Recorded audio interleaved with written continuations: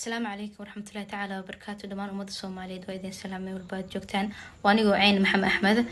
الحمد لله وأنا عافمات قبا سيدا وجيدان waxaan rabaa inaan idin cadeeyo qoraalkan hoos ku soo qoray aniga inaan leeyahay sababtan qoraalku soo qorano waxay tahay inaan isku fiicneen inaan wax badan ka hadlo ama aan sheego soo sidaa darteed videogan waxaan u soo duubay sidoo kale videogan waxaan u soo duubayaa inay jirto ciwaano badan oo fake ah oo laga sameystay soo kuwaas oo wixii rabo laga sheegayo soo xaqiiqda jirto waxaan ku soo qoray qoraalka anoo isku fiicneen inaan si fiican u hadlo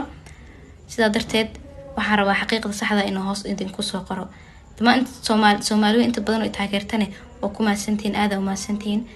sidaa sharafteen Allah idin sharfro waan idin salaama.